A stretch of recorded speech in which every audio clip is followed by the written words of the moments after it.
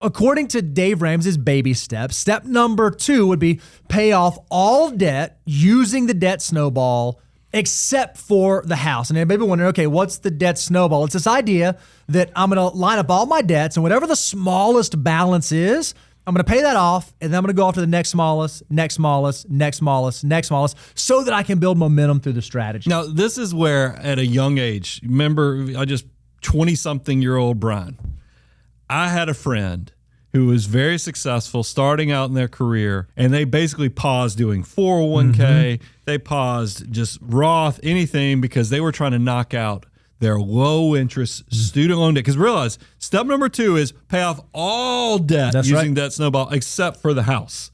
And that's the part where I was just like, oh, yeah, I get it. You're supposed to have intensity. But do you realize the opportunity cost of what that intensity is going to cost you in the long term? Because there's stats out there that show that it takes people 2 years to get to that point where you pay off all those debts. Well, I think about, you've seen our wealth multiplier, Bo. That, if you just took what the average person makes, we could be talking about something that is hundreds of thousands of dollars in the future. Plus, how many people get led down that primrose path of becoming debt crusaders and never get into building wealth through discipline and saving and investing through automatic saving strategy?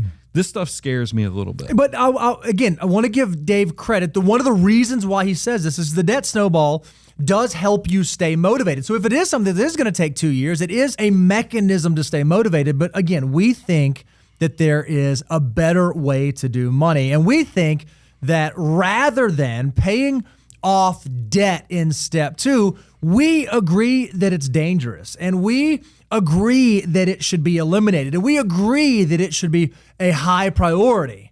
But we think that Dave is missing a step. We think while we can be on the same page with all of those, there is something so exciting that Dave is missing that is likely leading a lot of his followers down the wrong path. Well, I think this is where the optimizers, all of you guys who, I think about my engineers out there, my attorneys, my pilots, people who just, you respect what Dave has created, but then you start going, wait a minute. My student loan debt is like at 4.5%, 4%. I'm missing out on what? So here's where our take just completely takes you in a different place. We love get out there and get that free money, because goodness gracious, if your employer is offering you 50%, 100% guaranteed rates of return, that blows that 20% you might be paying on credit cards. Look, and I hate it. I hate credit card debt with a passion. We have credit card debt. Credit card use is okay. Credit card debt, no way, because we don't allow any credit card debt whatsoever, even if it's 0% interest. But if I can get you to get out there and get that 100% dollar for dollar match from your employer, your future self is going to love you for making that decision. So rather than passing on getting that, rather than going and prioritizing paying off all of your debts, we indeed want you to go get that free money. We want you to recognize that a 50 to 100% rate of return is more powerful even than a 20% cost on interest rates. And if you don't have a match, maybe you're someone who says, hey, I don't have access to a 401k or a 403b, or I do have access, but there is no matching. That's okay. If you don't have that, then great. Go on to step 3. But if you are someone who has the opportunity for free money, where all you have to do is show up and your employer is going to put money in your account, you cannot walk away from it, even if you have high consumer loans standing out there. Well, and that leads to, because look, I want to make sure people don't mishear us. If you look and compare step 2 to FOO, financial order of operations, steps 2 and 3, we also hate debt.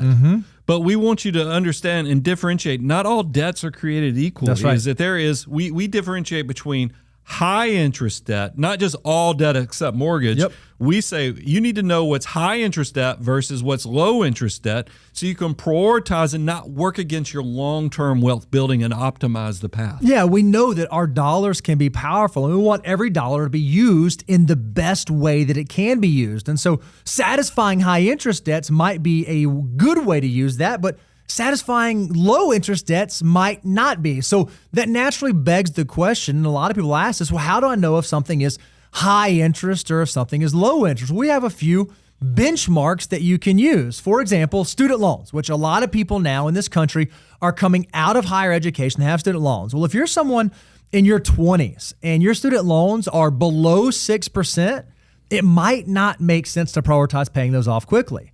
By the time you get to your 30s, that number is 5%. And by the time you get to your 40s, that number is 4%. When it comes to auto loans, again, assuming that you're following 23-8, meaning you put down 20%, you do not finance for any more than 36 or 3 months, and your total auto payments don't exceed 8% of your gross income, if your car loan is below 10% in your 20s and you're inside of 23-8, you might not want to accelerate that. In your 30s, it drops to 9%.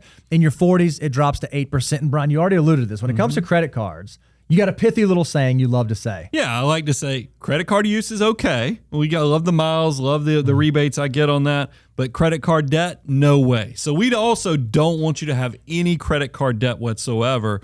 But it's just that we think that there's an optimization. Now, a lot of people are going to say, man, this seems like y'all have added some layers of complexity. Yes, because money, if you're going to optimize to do this, that's why we try to teach you. This is not one of those things where we make it so simple that it's well-intentioned, but it doesn't actually give you the roadmap to actually how you create and build for the long term. That's why we've tried to go into the details. So the 22-year-old version of yourself actually feels like they know what to do with their next dollar. And so one of the places or one of the ways that even we think that adding some sophistication on the thought process can improve the efficiency of the plan is even how you pay off your debt. We've already noted that Dave likes the debt snowball. I'm going to list all my balances. I'm going to attack the smallest balances first. And while that is behavioral and that will give you some motivation to stay motivated, we actually love the avalanche method. Rather, I'm going to list all of my debts from the highest interest rate to the lowest interest rate,